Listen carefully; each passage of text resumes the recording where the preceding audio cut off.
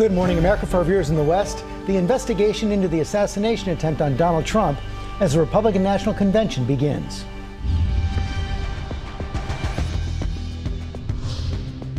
Donald Trump arrives in Milwaukee with the RNC set to go ahead as planned, just a day after Trump's ear was pierced by a bullet at a rally. Take a look at what happened. The questions this morning about security surrounding the event. Let me get my shoes. Hold on, your head is bloody. So we gotta move to the car. How did the gunman get a clear line of sight on the former president from under 200 yards away? What the FBI says they found in his car and home. Homeland Security Secretary Alejandro Mayorkas joins us live.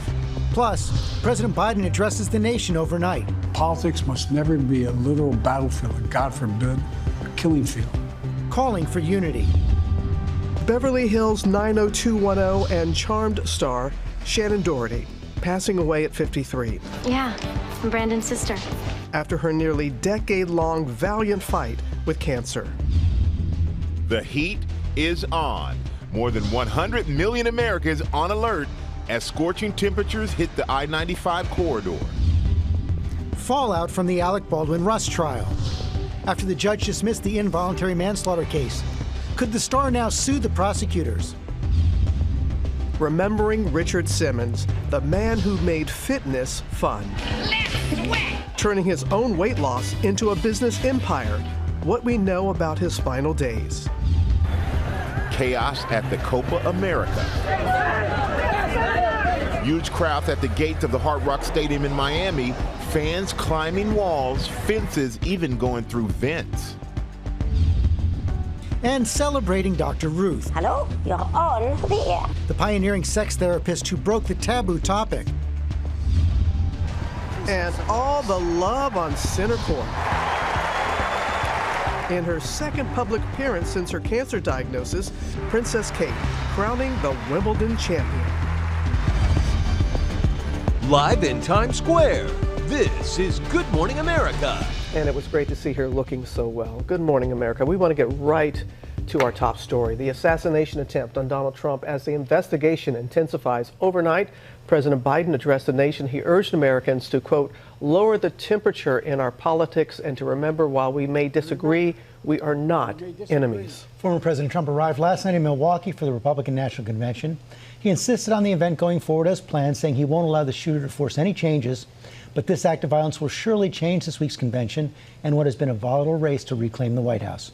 Questions are growing this morning about how the gunman was able to get on that roof in Pennsylvania with a clear line of sight and to fire off multiple shots before being taken down by a sharpshooter.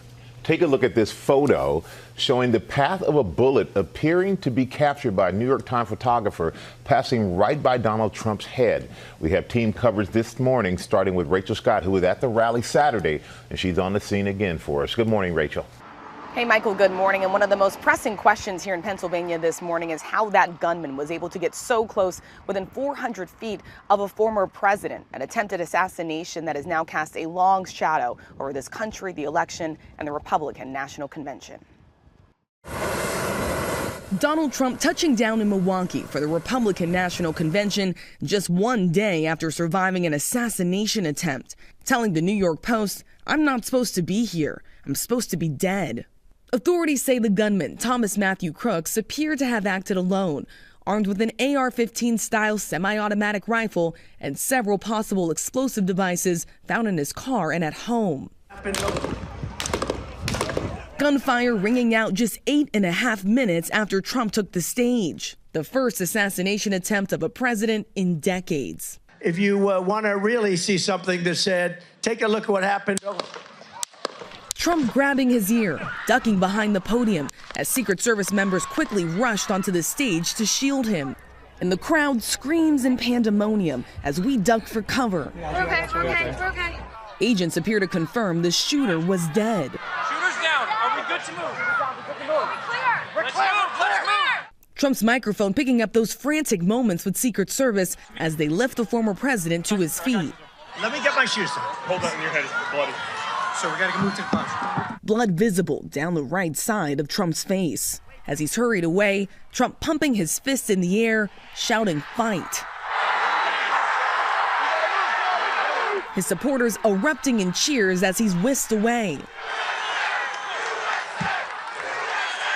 Trump later writing that he was shot with a bullet that pierced the upper part of my right ear.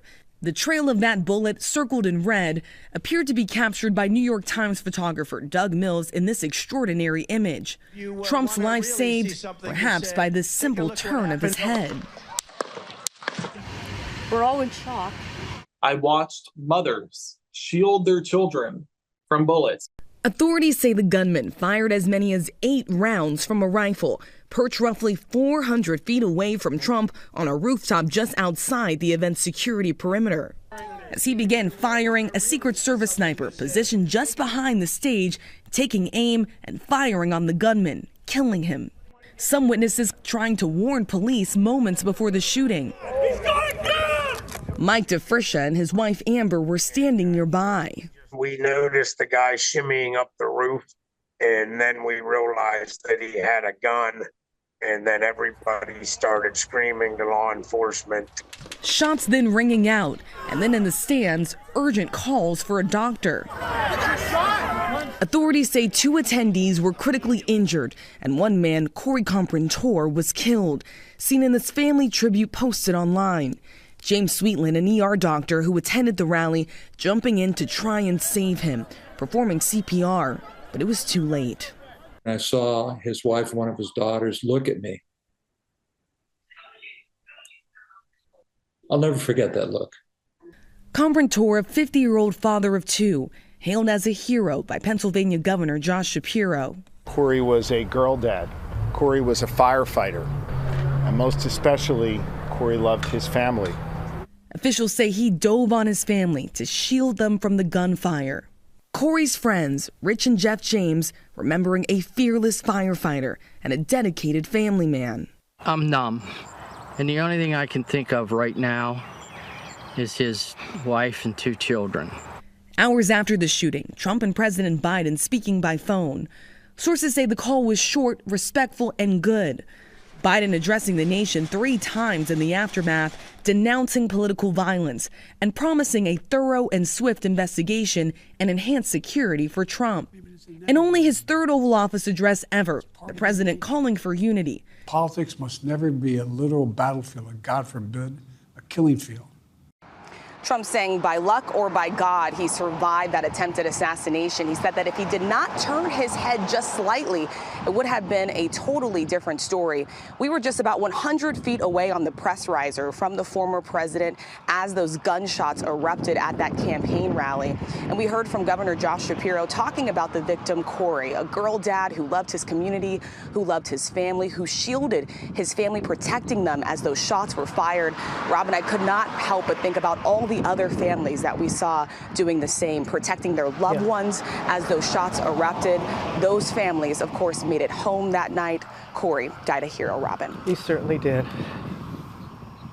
Rachel, thank you so much. The assassination attempt is raising important questions about the security for Donald Trump and how the shooter was able to get into that position in the first place. Chief Justice Correspondent Pierre Thomas is in Washington with the investigation into the security breach. Good morning to you, Pierre. Robin, good morning. No doubt that law enforcement on the scene acted heroically when those shots were fired. But the nagging question you can't get around is how the suspect was able to get on that roof unimpeded. This morning, growing questions about the security response at former President Trump's rally. The Butler County Sheriff telling ABC News that moments before the gunman shot President Trump, a local officer confronted the shooter on the roof. But the shooter quickly turned and aimed his gun at the officer, forcing him to retreat and fall down. He dropped down because if the gentleman was turning with the firearm, called out, from what I understand, on the radio, the guy had a gun. Moments later, that suspect firing several shots toward Trump.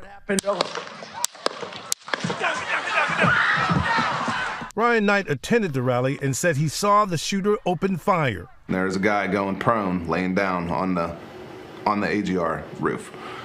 At that point, I look over, guy starts taking shots at the president. Investigators also now trying to figure out how the suspect made it up to that roof. Sources telling ABC News it had been previously cleared by law enforcement. A detailed look at the maps where the shooting took place reveals the lapse. Here's the shooter located less than 400 feet from the podium, outside of the security perimeter where the crowd came in as they were checked for weapons. The Secret Service snipers who were part of the team responsible for protecting former President Trump were perched at a number of elevated locations themselves.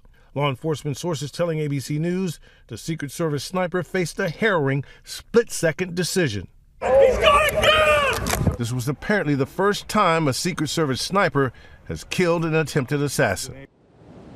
Well, the former Secret Service official told George yesterday there's a distinct difference between the scale of a protection for a sitting president compared to a former one. But everyone agrees what happened Saturday is unacceptable. Robin? We are in agreement about that. You're right about that, Pierre. Thank you. Homeland Security Secretary Alejandro Mayorkas joins us live in our next hour. He oversees the Secret Service. Okay, Rob, we're going to get more now on the shooter. The FBI believes the 20-year-old acted alone, but is still looking for a motive.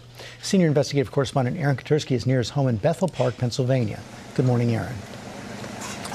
And George, good morning to you. You can see the home is still taped off here, part of the criminal investigation. Inside, authorities found rudimentary explosives, but no firm clues about a motive. This morning, investigators say the evidence so far leads them to believe the 20-year-old who tried to assassinate former President Trump acted alone. Law enforcement sources telling ABC News Thomas Crooks consumed some disinformation and conspiracy theories online, but nothing threatening. At present, we have not identified an ideology associated with the subject, but I want to remind everyone that we're still very early in this investigation. Law enforcement sources also told ABC News the shooter's AR-style rifle was purchased legally by his father in 2013. The family's cooperating with the investigation. We do not know specifically how he accessed the weapon and whether he took it without his father's knowledge. Investigators found what they describe as rudimentary explosives in Crooks's car parked outside the rally and at his home in Bethel Park. What they have not found is evidence of mental illness, a criminal record, or any links to extremist organizations. Crooks was a member of a local shooting club. He had no military experience. He worked at a nursing home. Public records show he was a registered Republican, and according to FEC records, a Thomas Crooks donated $15 to a progressive group in January 2021. Those who knew the 2022 high school graduate seen here receiving his diploma, describing him as lonely and quiet. I mean, he would sit alone at lunch. I mean, he was just an outcast. Summer Barkley remembered her classmate as polite and intelligent, but quiet and reserved. In my class, he didn't talk about politics. He kept to himself about that. And there was never anything negative that anyone had ever heard about him. That Crooks was an attempted assassin left his neighbors in disbelief. The fact that, the guy was less than a mile away, a street away from where you live is kind of crazy. The investigators now have two priorities, George. They want to exploit the suspect's phone. They've sent it to the FBI lab at Quantico for analysis, and they'd like to establish a timeline of his movements in the hours, days, and weeks before the shooting, hoping both of those things, George, will yield some answers here. George. Aaron Katursky, thanks. More now on President Biden. In his Oval Office address to the nation last night, he condemned political violence, saying we cannot allow it to be normalized. But in America, we resolve our differences at the battle box. That's how we do it, at the battle box, not with bullets. The power to change America should always rest in the hands of the people, not in the hands of would-be assassin. Chief White House correspondent Mary Bruce has the latest. Good morning, Mary.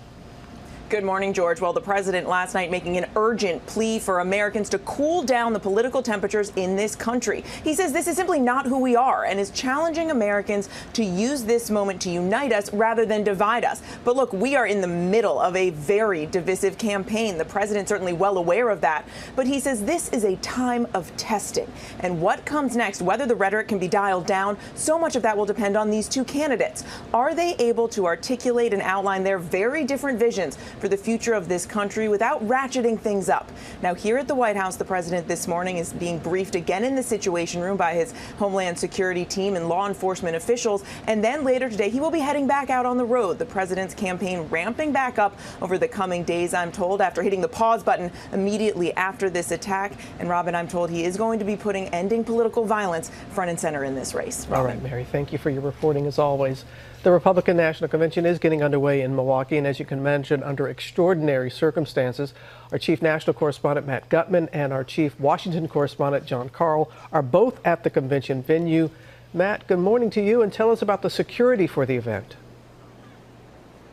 Robin, good morning. This event has the highest level of security designated by the U.S. government, and parts of Milwaukee this morning look like a fortress. There are miles of these steel and concrete barriers. There are thousands of law enforcement officers from multiple states, including the Secret Service, with those snipers up on the rooftops. Now, the Secret Service has said that at this point it does not plan to change its security posture, and the FBI has said there is no specific or credible threat to this event. Now, there are two security zones here. What you're seeing right there is Fiserv. That's where the convention is actually going to be held, and this is called the hard security perimeter, and that is controlled by the Secret Service. No vehicles and no firearms. Just on the other side of the bridge and north of here, that is the soft perimeter. That's controlled by state and local authorities, and that's where we're going to see thousands of people march in protest today. And in order to try to prevent violence between protesters and convention goers, certain items have been banned, including tennis balls, 2x4s, paintball guns. But because of the gun laws here in Wisconsin, what you can carry here are firearms, including AR-15s. And let's bring in John Karl. And John, how is this shooting impacting the convention and campaign? Good morning, Michael. Well, Donald Trump has been on the phone with convention organizers, dismissing any notion that it would be scaled back. But he did tell the Washington Examiner that he has completely rewritten his speech, suggesting it will now be more positive, that it will focus on national unity. And we are told that Nikki Haley, of course, the one-time bitter rival to Donald Trump in the Republican primaries, will be given a prominent speaking slot here. It's an invitation that Trump himself extended shortly before what happened in Pennsylvania, but now will have a prominent speaking role. That said, there is clearly an undercurrent of anger about what happened in Pennsylvania as well here, and I expect you're going to see some of that reflected over the next 4 days. And all of this has overshadowed what was supposed to be the big drama right now, which is who is Donald Trump going to pick as his running mate? According to the convention rules, that choice has to be submitted into nomination by 6 o'clock today. And as of yesterday, people very close to Donald Trump had no idea who he was going to pick. In fact, one person close to the former president said that he was still throwing out new names as recently as yesterday morning. That said, we know the speculation is focused on Senators Marco Rubio, J.D. Vance, and North Dakota Governor Doug Burgum. Guys? And we'll see who he will select. John, thank you.